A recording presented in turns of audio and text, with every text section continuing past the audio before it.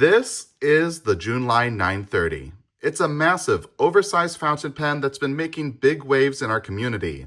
And that's not just because it's a large pen, but also because it has surprisingly great build quality, a beautiful, large number 9 size nib, which is well tuned, and it's surprisingly comfortable in the hand with good balance. When I first reviewed this pen, I did have a criticism, and that's that it did not come with a wrench for disassembly. But since I made that review, Junlai has released a wrench, and many pens now come with that wrench. You can also purchase it separately, or you can buy a larger accessory kit, which is what I have here today.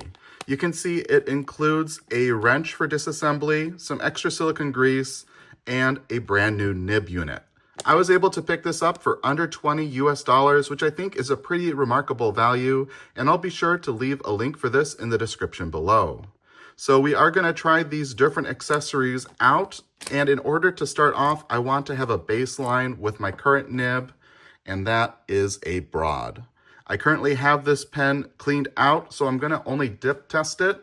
I'm using Diamine's Oxblood today, and as you can tell, the bottle is a bit small for this pen, so I do have it in an ink miser. Let me go ahead and change the angle a little bit, and we'll do a writing sample. Okay, I'm going to go ahead and just dip this nib. And again, this is a Junlai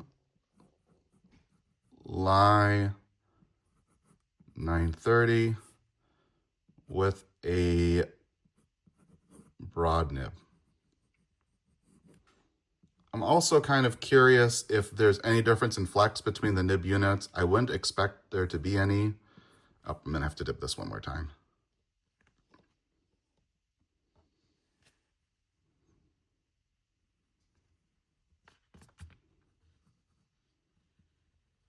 There is a bit of line variation that you can get with this large nib. It's maybe a little bit stiff though, considering its large size.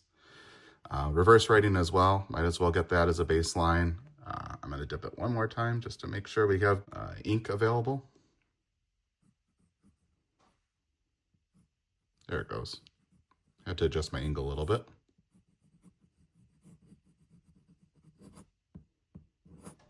All right. Let me set this aside, and I'm going to wipe off this nib just to help prevent inky fingers as much as we can. Let's go ahead and open up this accessory kit.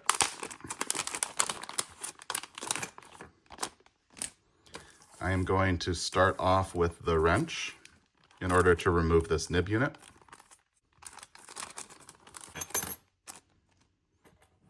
Now, if you take a look at the bottom of the nib unit, we do have 2 slots, which you're going to grab a hold of with these prongs. And then I'm going to give it a counterclockwise turn. And soon that will come out. I'm going to set this broad nib aside. Let's grab our new nib unit. At the time of recording, you can get this in either a broad, a medium, or a fine. I decided I wanted to just do one step down, so today I have it in a medium. I'm going to insert it in here, give it a screw down, and then I'll tighten it a little bit further using this wrench. Great. Let me throw the cap on just to protect the nib. I also want to go ahead and disassemble the piston unit. In order to do so, I unscrewed that piston knob, and that reveals 2 flats, which we can grab a hold of with this wrench. I'm now using this side of the wrench that doesn't have the prongs. We'll get that in line, screw down onto the wrench to make sure we have good contact, and then I'm going to give it a clockwise turn, and I like to turn with the barrel instead of the wrench to avoid over torquing and possibly cracking the plastic. Pull that out. Great. And I'm not going to disassemble this any further. I guess I'll leave the wrench in. There's no real need to take it out for now. Let's grab this silicone grease. It does have a little slider right here, which is going to be used to help dispense it. Slide it up a little bit. Oop, that came out pretty fast. A little challenging to do over camera. So I'm just trying to apply a thin layer right in between the two nubs on that piston head.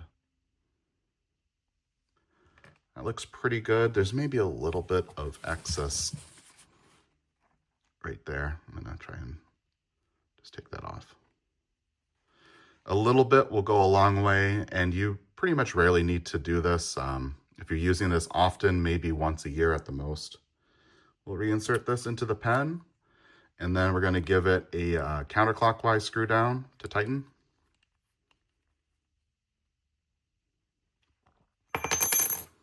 Let's check and see if this is a fully functional piston. Yep, that looks really good. Okay, I'm going to bring in our ink. Again, this is Diamine's Oxblood. We'll extend the piston all the way down. Put the pen into the ink. I'm just submerging it so the top of the section is in the ink. And then we'll screw it up.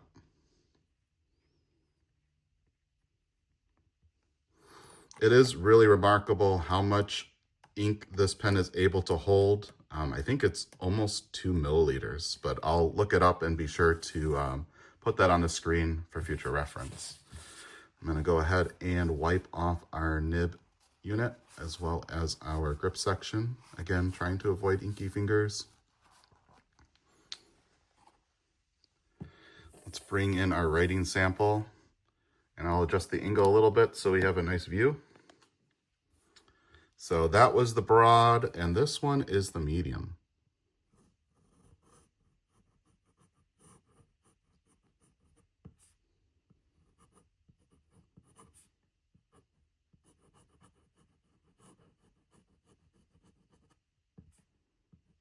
I can tell it does have a little bit more feedback than the broad, and it appears a little bit drier, although that might be related to me dipping the broad nib versus using the feed for this one. Let's see for flex.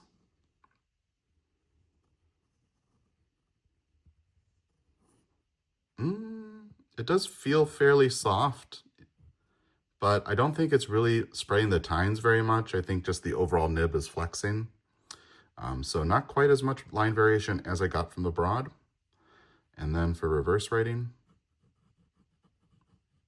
again, quite smooth. Feed seems to be keeping up no problem, except for crossing that T. I did have a little bit of a dry out right there. So let's take a look directly next to the broad just to give you a comparison. Yep, I would say the medium is a bit thinner than the broad. So that was just a quick review showing you this new accessory packet. I'm very happy with it. I think it's a fantastic value. And again, I'll leave a link in the description below if you want to check it out on your own. And I just want to say thank you for watching.